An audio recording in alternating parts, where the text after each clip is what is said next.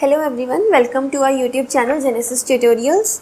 हम bio inorganic chemistry पढ़ रहे थे। इसमें लास्ट क्लास में हमने क्या देखा था, हीमोग्लोबिन मायोग्लोबिन के बारे में देखा था। ठीक है, आज हम उसी में आगे कंटिन्यू करेंगे। इसमें हम हीमोग्लोबिन से related cooperative effect, Bohr effect की भी बात करेंगे।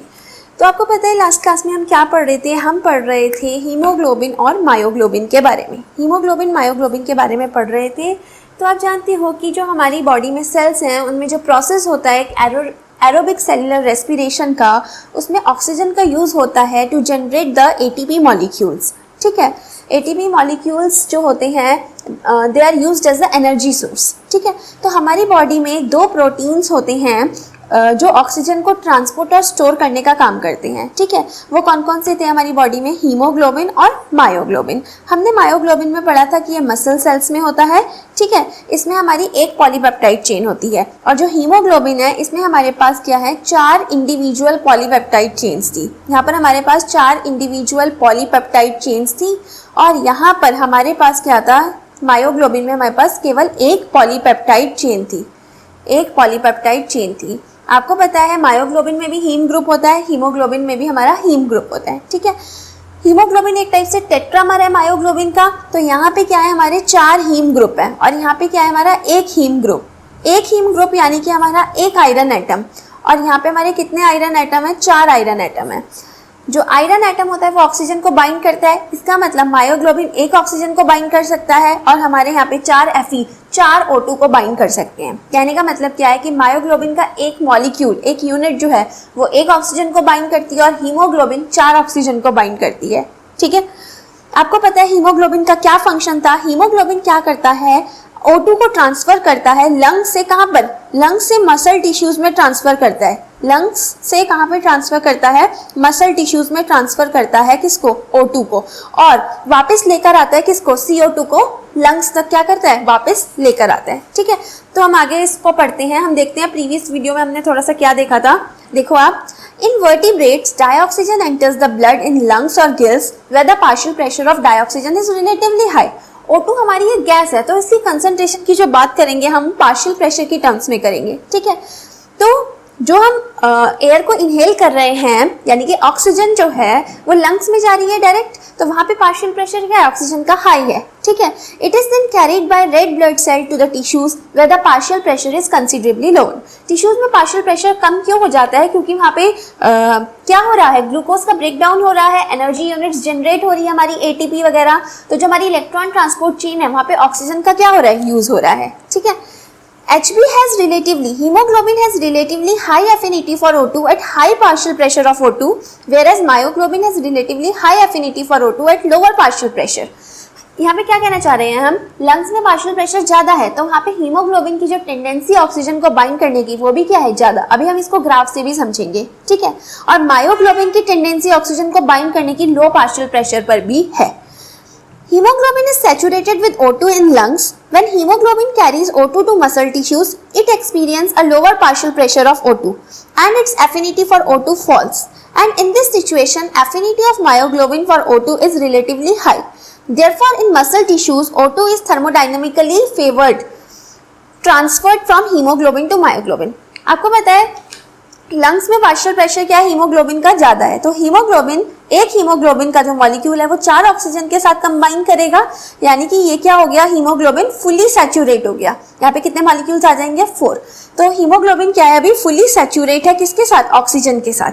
ठीक है, जब टिश्यूज की तरफ जाएगा, ये फुली सैचुरेटेड ऑक्सीजन जब टिश्यूज की तरफ जाएगा तो इसकी टेंडेंसी हीमोग्लोबिन की ऑक्सीजन को बाइंड करने की कम हो जाएगी, तो यहाँ से ऑक्सीजन रिलीज होगी, और 4 मायोग्लोबिन के मॉलिक्यूल्स क्या करेंगे, O2 के साथ कंबाइन कर जाएंगे, 4 O2 के साथ कंबाइन करेंगे। ठीक है, तो देखो आप क्या लिखा है यहाँ पे, Hb + 4O2, HbO2 होल 4 कहाँ पे, लंग्स में है। ठीक है, उसके बाद ये जो ऑक्सीजन है ये थर्मोडायनेमिकली ट्रांसफर हो जाएगा मायोग्लोबिन को, कहाँ पे, मसल टिश्यूज में। ठीक है, तो मतलब अब हमें देखना है कि ऐसा क्या हो रहा है टिश्यूज में कि हीमोग्लोबिन की टेंडेंसी ऑक्सीजन को बाइंड करने की क्या हो रही है, कम। This change in affinity can be attributed to their being 2 conformations. इसका मतलब हमारे पास हीमोग्लोबिन की क्या है, 2 कन्फर्मेशंस हैं। कौन कौन सी, एक है हमारे पास टेंस स्टेट जिसको T से रिप्रेजेंट करते हैं, और एक है हमारे पास रिलैक्स स्टेट जिसको हम किससे रिप्रेजेंट करते हैं, R से, ठीक है। देखो आप, जो हमारी डीऑक्सी वाली फॉर्म होती है वो होती है हमारी टेंस स्टेट, और जो हमारी ऑक्सी फॉर्म होती है वो होती है हमारी रिलैक्स स्टेट। एक्चुअली में होता क्या है हमारे पास, यहाँ पे हम एक कोऑपरेटिव इफेक्ट पढ़ते हैं। उसमें क्या पढ़ते हैं हम, देखो आप, जैसे हमारे पास जो हीमोग्लोबिन है उसमें जब एक ऑक्सीजन बाइंड करती है तो कुछ कन्फर्मेशनल चेंजेस आते हैं, कुछ कन्फर्मेशनल चेंजेस आते हैं। आपको पता है ये हमारा डीऑक्सी वाला हीमोग्लोबिन है, और यहाँ पे जो आयरन होता है इसका रेडियस ज़्यादा होता है, तो जो हमारा प्लेन है पोरफायरिन प्लेन उसके ऊपर वो लाई करता है। जब ऑक्सीजन के साथ वो बाइंड करता है तो रेडियस कम हो जाता है और वो प्लेन में आ जाता है। तो जो हमारी चेन्स हैं, जो हमारी 4 यूनिट्स हैं, उसमें क्या होता है, कुछ रिलैक्स्ड हो जाती हैं। वो यूनिट्स क्या हो जाती हैं, कुछ रिलैक्स्ड हो जाती हैं। मतलब अगर इसके लिए हमारे पास जो हमारा इक्विलिब्रियम कांस्टेंट है वो K1 है, ठीक है, तो जो नेक्स्ट स्टेप होगा, यहाँ पे जो ऑक्सीजन की बाइंडिंग होगी वो और इजीली हो जाएगी, वो और इजीली हो जाएगी, ठीक है। तो कहने का मतलब क्या है कि जो हमारा डीऑक्सी हीमोग्लोबिन है वो अभी टेंस स्टेट में है, उसमें क्या है, एक स्ट्रेन है, लेकिन जब एक ऑक्सीजन बाइंड होगा तो आयरन अपने प्लेन में फिट हो जाएगा, सॉरी, जो पोरफायरिन का प्लेन है उसमें फिट हो जाएगा, और कुछ कन्फर्मेशनल चेंजेस होंगे वहां पे, जिससे सेकेंड ऑक्सीजन का जुड़ना क्या हो जाएगा, और ईजी हो जाएगा। जब सेकेंड ऑक्सीजन का मॉलिक्यूल बाइंड करेगा आयरन के साथ, नेक्स्ट आयरन के साथ, तो यहाँ पे भी क्या होंगे, फिर से स्ट्रक्चर कुछ रिलैक्स्ड हो जाएगा और थर्ड ऑक्सीजन का जुड़ना और ज़्यादा इजी हो जाएगा। तो इसी को हम क्या बोलते हैं, कोऑपरेटिव इफेक्ट। ये कहाँ हो रहा है, लंग्स में हो रहा है, ठीक है।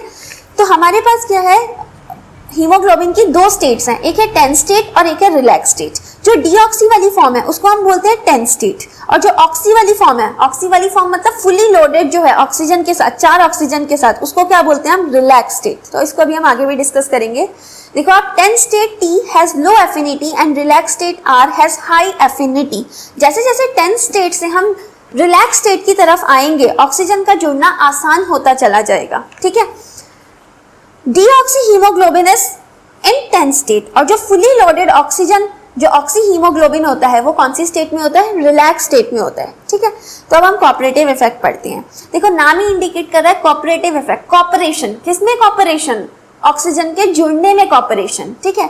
हीमोग्लोबिन आपको पता है 4, हमारा क्या है, हीमोग्लोबिन एक क्वाटर्नरी स्ट्रक्चर होता है उसका, उसमें हमारी 4 पॉलीपेप्टाइड चेन्स हैं, तो वहां पे 4 हीम ग्रुप है हमारे पास। तो एक ऑक्सीजन का जुड़ना बाकी 3 ऑक्सीजन के जुड़ने को भी क्या करता है, फेवर करता है। मतलब यहाँ पे क्या हो रहा है, एक टाइप से कोऑपरेट कर रहा है वो नेक्स्ट ऑक्सीजन के जुड़ने को। लेकिन मायोग्लोबिन में हमारी एक ही सब यूनिट है, वो एक ही, मतलब मोनोमर है एक टाइप से, तो वहाँ पे एक ही हीम ग्रुप है, एक ही आयरन है, तो मायोग्लोबिन में कोई कोऑपरेटिव इफेक्ट नहीं होता है। हीमोग्लोबिन में होता है कोऑपरेटिव इफेक्ट, ठीक है। देखो आप, binding of first O2 molecule to the T state is weak. हम किसकी बात कर रहे हैं, हम हीमोग्लोबिन की बात कर रहे हैं। क्या कह रहे हैं हम कि जो हमारा डीऑक्सी हीमोग्लोबिन है, अभी हमारे पास क्या है, डीऑक्सी हीमोग्लोबिन, उसमें जो पहला O2 का मॉलिक्यूल जुड़ेगा वो किस में जुड़ेगा, टेंस स्टेट में जुड़ेगा, और जो बाइंडिंग होगी वो कैसी होगी, weak. But its addition encourages the addition of second molecule to other haem sub unit, and this process continues till 4 O2 binds to 4 sub units, and this phenomena is known as cooperative effect. The successive equilibrium for binding of O2 to 4 Fe atoms are shown. देखो आप, अभी हमारा deoxy वाला है, कौन सा वाला है, टेंस स्टेट, एक ऑक्सीजन जुड़ा, क्या बना, HbO2। इसके लिए जो हमारा इक्विलिब्रियम कांस्टेंट है पहले स्टेप के लिए वो क्या है, K1। अभी क्या है यहाँ पर, ये हमारा टेंस्ड फॉर्म है, टेंस्ड फॉर्म है, ठीक है। तो इसकी O2 को बाइंड करने की जो टेंडेंसी है वो क्या है, कम। इसके लिए जो एफिनिटी है O2 के लिए वो क्या है, कम। लेकिन जब एक ऑक्सीजन मॉलिक्यूल बाइंड हो जाता है हमारा, तो क्या होता है, जो हमारा आयरन एटम था जो पहले कहाँ था, पोरफायरिन रिंग के ऊपर था, ऐसे डोम शेप था, पोरफायरिन रिंग के ऊपर था, वो अब कहाँ आ जाता है, प्लेन में आ जाता है। इससे क्या होता है, एक कन्फर्मेशनल चेंज आता है। जो हमारा 3D स्ट्रक्चर है हीमोग्लोबिन का, उसमें एक कन्फर्मेशनल चेंज आता है। क्या चेंज आता है कि जो भी हमारी 4 सब यूनिट्स हैं, कहने का मतलब जो हमारे 4 हीम ग्रुप्स जुड़े हुए हैं, किससे, जो हमारे अमीनो एसिड्स की चेन है उससे जो हमारे 4 हीम ग्रुप्स जुड़े हुए हैं वो कुछ क्या हो जाते हैं, रिलैक्स्ड हो जाते हैं, ठीक है। तो जो सेकंड ऑक्सीजन का जुड़ना है इसमें वो क्या हो जाता है, और इजी हो जाता है। तो इसके लिए इक्विलिब्रियम कांस्टेंट क्या है, K2। नेक्स्ट स्टेप में इसमें एक और ऑक्सीजन बाइंड करेगा उसका इस स्टेप के लिए जो इक्विलिब्रियम कांस्टेंट है वो K3 है। उसके बाद फर्दर एक ऑक्सीजन बाइंड कर सकता है और इस स्टेप के लिए जो इक्विलिब्रियम कांस्टेंट है वो K4 है। अब ये क्या है, हमारा फुली सैचुरेटेड है, फुली सैचुरेटेड हीमोग्लोबिन है, फुली लोडेड हीमोग्लोबिन है। तो ये क्या है, हमारा ऑक्सी हीमोग्लोबिन। और ये हमारी कौन सी स्टेट आ गई, रिलैक्स स्टेट। कहने का मतलब जब हम यहाँ से यहाँ जा रहे हैं तो ऑक्सीजन का जुड़ना आसान होता चला जा रहा है। इसका मतलब जो K4 होगा उसकी वैल्यू क्या होगी, सबसे ज्यादा होगी, फिर उसके बाद K3, फिर उसके बाद K2, फिर उसके बाद K1। ये हमारे सक्सेसिव इक्विलिब्रियम कांस्टेंट्स हैं अलग अलग स्टेप के। तो सबसे ज्यादा वैल्यू किसकी होगी हमारे पास, K4 की, उसके बाद K3, फिर K2, फिर K1।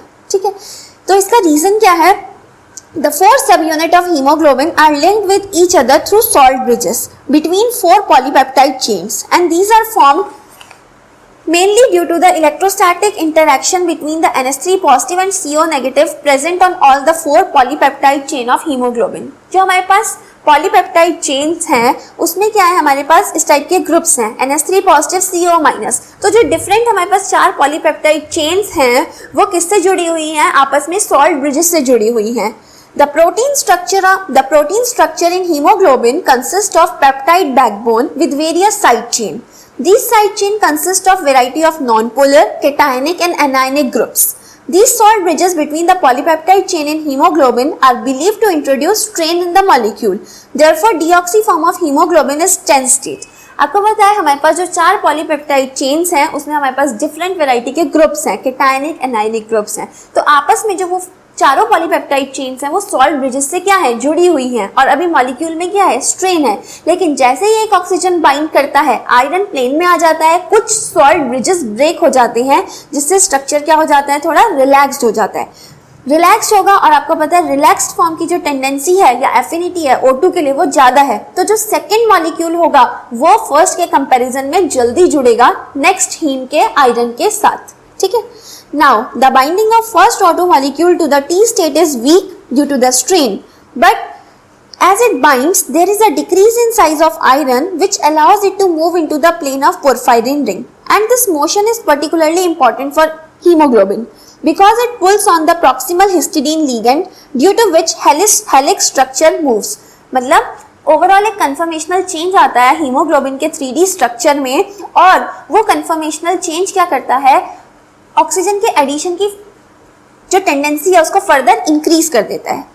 This results in breaking of some salt bridges which reduces strain in Hb molecule and therefore oxy form of haemoglobin is known as relax state, R state। The bonding of one dioxygen molecule to a subunit of hemoglobin reduces steric hindrance in another subunits and encourages the bonding of O2 molecule to iron atom of second subunit, which in turn encourages the third as well as fourth subunit. Hence, binding of fourth is easier. So, equilibrium constant increases. तो अभी आपने क्या देखा इसमें कि हमारे पास हम पढ़ रहे थे कोऑपरेटिव इफेक्ट। ठीक है, तो हमारे पास हीमोग्लोबिन की 2 कन्फर्मेशंस हैं, एक है हमारे पास टेंस स्टेट और एक है हमारे पास रिलैक्स स्टेट। टेंस स्टेट को हम T से डिनोट कर रहे हैं, रिलैक्स स्टेट को हम R से डिनोट कर रहे हैं। ये क्या है, हमारी फुली लोडेड विद ऑक्सीजन, मतलब ये वो हीमोग्लोबिन है which is fully loaded with O2। और ये क्या है हमारा डीऑक्सी, ये क्या हमारा डीऑक्सी वाला है। ठीक है, तो इसमें हमने क्या देखा है कि जो हमारी टेंस स्टेट है उसकी एफिनिटी O2 को बाइंड करने की कम है और जो रिलैक्स स्टेट है उसकी जो टेंडेंसी है O2 को बाइंड करने की वो ज़्यादा है। एक्चुअली में क्या होता है, जब हीमोग्लोबिन जो हमारा डीऑक्सी वाला है उसके साथ एक ऑक्सीजन मॉलिक्यूल बाइंड करता है, कुछ कन्फर्मेशनल चेंजेस आते हैं। कौन से कन्फर्मेशनल चेंजेस, कि कुछ जो हमारी पॉलीपेप्टाइड चेन के सॉल्ट ब्रिजेस हैं वो ब्रेक हो जाते हैं, तो स्ट्रक्चर क्या हो जाता है, थोड़ा रिलैक्स हो जाता है। रिलैक्स फॉर्म की टेंडेंसी O2 को बाइंड करने की ज़्यादा है, तो इसका मतलब जो पहला ऑक्सीजन का जुड़ना है वो सेकेंड ऑक्सीजन के जुड़ने को क्या कर रहा है, फेवर। सेकेंड का जुड़ना थर्ड ऑक्सीजन के जुड़ने को फेवर कर रहा है एंड सो ऑन।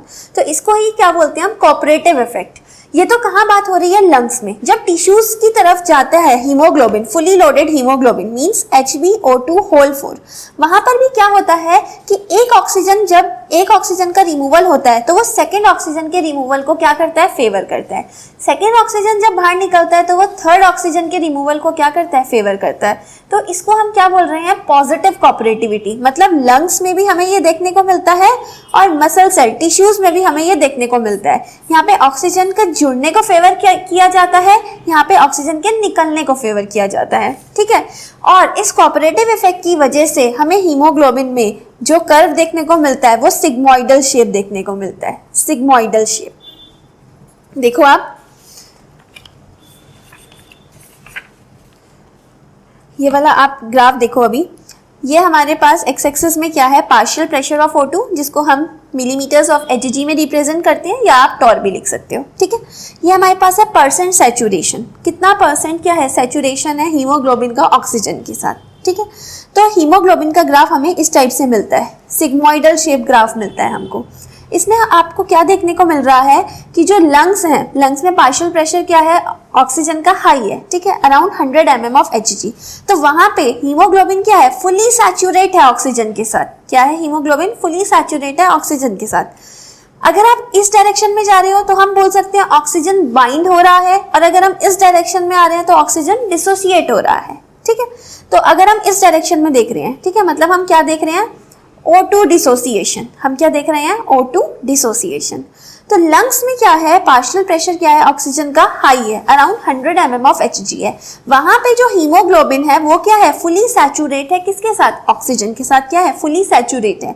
लेकिन जैसे जैसे पार्शियल प्रेशर कम होता जा रहा है, टिश्यूज की तरफ अगर हम जाएं तो ऑक्सीजन को छोड़ने की टेंडेंसी भी क्या होती जा रही है, इसकी बढ़ती जा रही है। और हमें किस टाइप का ग्राफ मिलता है, सिग्मोइडल शेप ग्राफ मिलता है, ठीक है।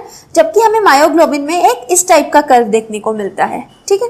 तो सिग्मोइडल शेप का जो रीजन है वो भी क्या है, कोऑपरेटिव इफेक्ट ही है। तो अब हम आगे बढ़ते हैं। Haemoglobin cooperativity and oxygen dissociation curve. We know that partial pressure inside the lung is much greater than the partial pressure inside the muscle tissues. Hence, there is a pressure gradient. Pressure difference है वहाँ पे lungs में और tissues में. Now, what happens when oxygen reach to the blood plasma of capillaries?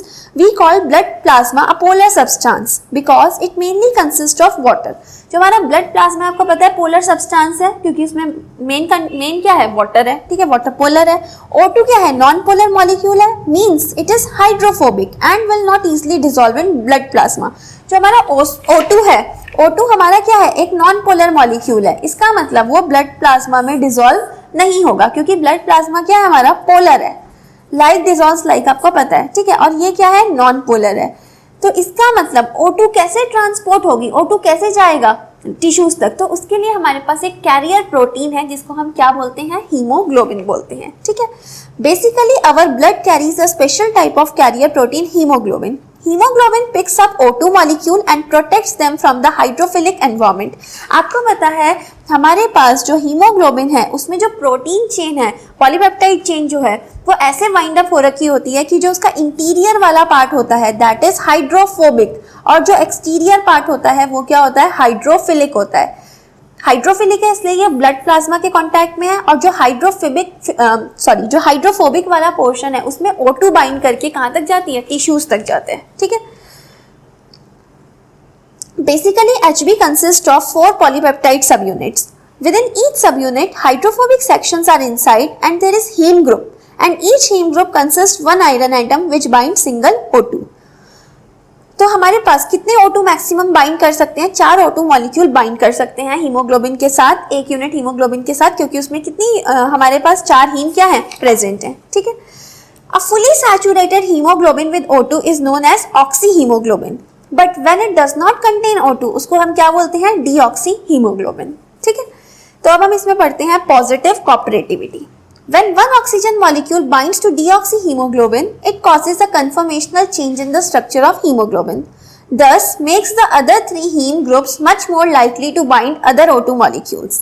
Likewise, when one oxyheme is saturated with 4 O2 molecules and one of the O2 molecule dissociates, it causes a conformational change. That increases the likelihood that other 3 O2 molecules will dissociate. This behaviour is known as positive cooperativity. तो positive cooperativity का मतलब क्या है कि lungs की अगर हम बात करें तो वहाँ पे एक ऑक्सीजन का जुड़ना बाकी ऑक्सीजन के जुड़ने को भी फेवर करता है, और टिश्यूज की बात करें तो एक ऑक्सीजन का निकलना बाकी ऑक्सीजन के निकलने को भी क्या करता है, फेवर करता है। ठीक है, आगे बढ़ते हैं। What will make our hemoglobin actually releases oxygen? कहाँ पे? टिश्यूज में। Oxygen naturally travels from high partial pressure of O2 to lower partial pressure of O2। ठीक है, ये partial pressure को डिनोट कर रहा है P। As hemoglobin carries O2 in blood, it protects the non-polar molecule from the polar plasma। आपको पता है क्योंकि इसमें जो हमारी प्रोटीन चेन है वो ऐसे वाइंड अप रहती है हीम ग्रुप के ऊपर कि हाइड्रोफोबिक पार्ट इंटीरियर में आता है और एक्सटीरियर में हमारा हाइड्रोफिलिक पार्ट आता है। Therefore oxygen remains comfortably with the haemoglobin until the haemoglobin arrives at the tissues of the body. Outside of protein is polar while inside is non polar.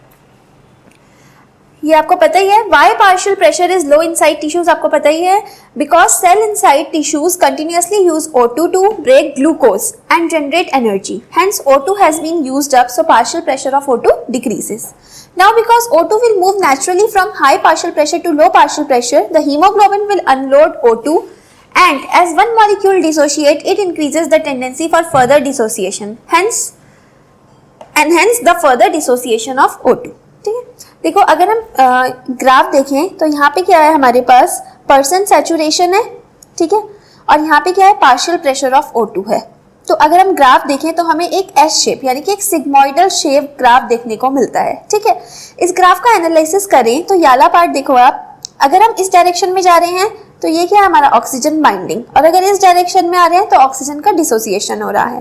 Lungs में partial pressure क्या रहता है, oxygen का high रहता है, और tissues की तरफ आते हैं तो लो पार्शियल प्रेशर हो जाता है। देखो आप लंग्स में यानी कि पार्शियल प्रेशर जब 100 के अराउंड है तो ये क्या है, फुली सैचुरेट है, ऑक्सीजन से क्या है, फुली सैचुरेट है। और ये जो फ्लैट पार्ट है, ये जो फ्लैट पार्ट है ग्राफ का, ये क्या इंडिकेट कर रहा है कि अगर 100 से थोड़ा कम भी हो जाए पार्शियल प्रेशर तो भी ये फुली सैचुरेट रहता है ऑक्सीजन के साथ। और ये तो एक पॉजिटिव बात है ना कि अगर पार्शियल प्रेशर में थोड़ा भी फ्लक्चुएशन आएगा यहाँ पे तो भी हीमोग्लोबिन क्या होगा, फुली सैचुरेट होगा ऑक्सीजन से। जब ये टिश्यूज की तरफ जा रहा है जहाँ पे पार्शियल प्रेशर अराउंड 40 के अराउंड होता है तो वहां पे देखो आप परसेंट सैचुरेशन क्या होने लगेगा, धीरे धीरे क्या होने लगेगा, कम होने लगेगा। जो हमारे एक्सरसाइजिंग टिश्यू है, जब हम बहुत ज्यादा वर्क कर रहे हैं, एक्सरसाइज कर रहे हैं, तो वहां पे ऑक्सीजन का यूज ज्यादा हो रहा है, यानी कि पार्शियल प्रेशर क्या हो रहा है, कम हो रहा है। तो वहां पे क्या हो रहा है, जैसे जैसे पार्शियल प्रेशर कम होता चला जाएगा, O2 की हीमोग्लोबिन की टेंडेंसी O2 को छोड़ने की भी क्या होती चली जाएगी, ज्यादा होती चली जाएगी। और जहां पे पार्शियल प्रेशर बहुत कम है टिश्यूज में, वहां पे ऑलमोस्ट हीमोग्लोबिन क्या है, 0% सैचुरेटेड है, मतलब उसने सारे ऑक्सीजन को क्या कर दिया है, अनलोड कर दिया है। इसलिए हमें एक ऐसा ग्राफ देखने को मिलता है, एक सिग्मोइडल शेप ग्राफ देखने को मिलता है due to cooperative effect in case of haemoglobin. This curve has a shape that is sigmoidal shape, ये बहुत इंपॉर्टेंट है, डिफरेंट एग्जाम्स में पूछा भी गया है। And the reason for this S shape is positive cooperativity. आगे हम बोर इफेक्ट भी पढ़ेंगे, वो भी हीमोग्लोबिन के केस में ही देखने को मिलेगी हमें। तो सिग्मोइडल शेप और जो बोर इफेक्ट है, पीएच का जो इफेक्ट है, वो हमें हीमोग्लोबिन के केस में देखने को मिलता है। इस ग्राफ का एनालिसिस करते हैं जो कि अभी हमने किया ही था। देखो आप, at or around 100 atm pressure, about 98% of hemoglobin is fully saturated with O2. Flat slope basically means that even if partial pressure decreases to 80 mm of Hg inside lungs, most of the hemoglobin is still be able to pick up O2. Hence, the flat curve tells us that even if partial pressure of O2 in lungs drop, Hv will still pretty much saturated. ठीक है, ये flat part हमें क्या बता रहा है कि अगर पार्शियल प्रेशर थोड़ा सा फ्लक्चुएट भी होता है लंग्स में, 100 से कम भी होता है, तो भी हमारा हीमोग्लोबिन क्या होगा, फुली सैचुरेट होगा ऑक्सीजन से। If we are not exercising, the average partial pressure will be around 40 mm of Hg, और इस केस में जो परसेंट सैचुरेशन हो जाएगा वो अराउंड क्या हो जाएगा, 70% हो जाएगा। That means Hb will unload some oxygen, but if we are exercising तो पार्शियल प्रेशर और ड्रॉप हो जाएगा अराउंड 20 mm ऑफ Hg। और अगर हम इससे नीचे जाएंगे तो हीमोग्लोबिन सारा ऑक्सीजन को अनलोड कर देगा, ठीक है, और उसके पास कुछ भी ऑक्सीजन नहीं बचेगा at very low partial pressure. तो ये 40 जो है टिश्यूज में, ये अराउंड कितना है, 70% है। ठीक है, मैं इसको थोड़ा सही कर देती हूँ, ये 70% है, यहाँ पे ऑलमोस्ट 70%। तो अब हम देखते हैं myoglobin versus haemoglobin dissociation curve, ये इंपॉर्टेंट है। Hb is the primary oxygen carrier within our blood. It delivers O2 from lungs to tissues, and we know that it consists of 4 individual polypeptide subunits, and these can interact. So Hb exhibits cooperative effect. ठीक है? Means if we take a fully unsaturated Hb protein and one of the group accepts O2 molecule, then that will create a conformational change in entire structure and make other heme group to make them much more likely to accept O2 molecules. Likewise, if we have fully saturated oxyhemoglobin molecule and one of the heme group unload O2, then there will be a change in conformation structure and it will make easy for the other 2 heme group to release oxygen. इसी को हमने क्या बोला है? Positive cooperativity, मतलब lungs में oxygen जुड़ने को हेल्प कर रहा है, ठीक है, और टिश्यूज में ऑक्सीजन निकलने को हेल्प कर रहा है। तो अब हम ये वाला ग्राफ देखते हैं। देखो आप, वही ग्राफ है, बस यहाँ पे मायोग्लोबिन को भी हम ले आए हैं। मायोग्लोबिन का ग्राफ इस टाइप का है, ठीक है, हाइपरबोलिक कर्व, और इसका कैसा है हमारा? सिग्मोइडल शेप ग्राफ है हमारे पास, ठीक है। आप देखो, जब पार्शियल प्रेशर ज्यादा है तो मायोग्लोबिन और हीमोग्लोबिन क्या है? दोनों फुली सैचुरेटेड हैं लंग्स में, ठीक है। यहाँ पे देखिए, अगर पार्शियल प्रेशर हाई है तो मायोग्लोबिन और हीमोग्लोबिन की जो टेंडेंसी ऑक्सीजन को बाइंड करने की वो एक जैसी है, लेकिन जैसे ही पार्शियल प्रेशर कम हो रहा है, हम इस साइड आ रहे हैं, तो आपको पता है ऑक्सीजन डिसोसिएशन ग्राफ की हम बात कर रहे हैं। तो यहाँ पे जब पार्शियल प्रेशर कम हो रहा है तो हीमोग्लोबिन की टेंडेंसी ऑक्सीजन को लीव करने की क्या हो जाएगी? ज्यादा हो जाएगी। यहाँ पे हीमोग्लोबिन तुरंत ऑक्सीजन को छोड़ रहा है, लेकिन अगर आप देखो लोअर पार्शियल प्रेशर पर भी, अराउंड 40 पर भी, यहाँ पे हीमोग्लोबिन को देखेंगे तो इतना % सैचुरेशन है और मायोग्लोबिन फुली सैचुरेट है, ठीक है। थोड़े और लो पार्शियल प्रेशर पर आते हैं तो यहाँ पे हम देखेंगे हीमोग्लोबिन का % सैचुरेशन कम हो गया है, वाइल मायोग्लोबिन क्या है? स्टिल पूरा सैचुरेटेड है। अगर हम और लो पार्शियल प्रेशर पर आते हैं तो हीमोग्लोबिन ने क्या किया हुआ है?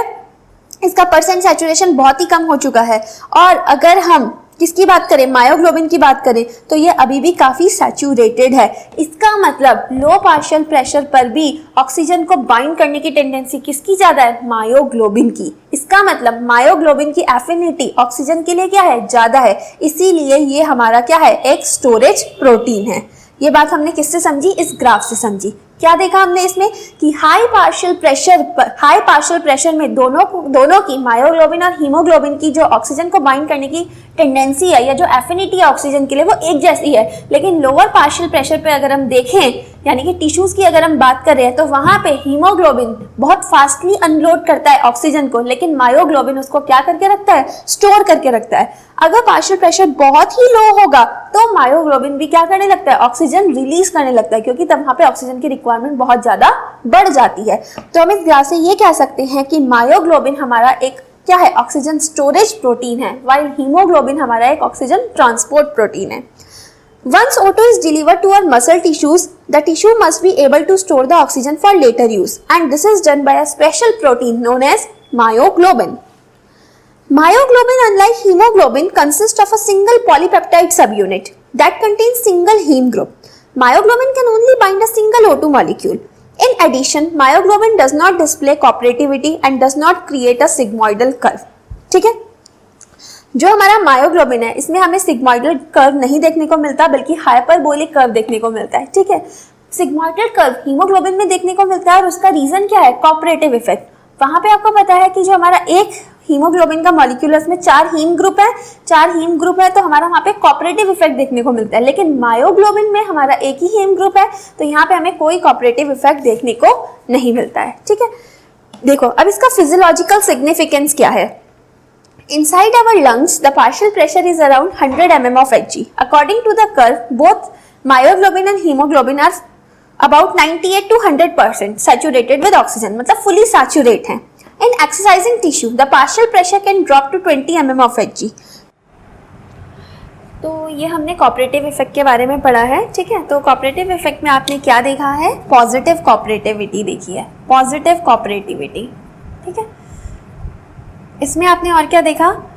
O2 डिसोसिएशन कर्व या बाइंडिंग कर्व भी बोल सकते हैं हम, O2 dissociation curve of haemoglobin and myoglobin. आपको याद क्या रखना है कि कैसा शेप आई है, ठीक है, ये याद रखना है। तो आपको इसमें डिसोसिएशन कर्व के बारे में ध्यान रखना है, ठीक है। नेक्स्ट क्लास में हम बोहर इफेक्ट पढ़ेंगे और इनसे रिलेटेड जो क्वेश्चंस हैं वो हम करेंगे नेक्स्ट क्लास में।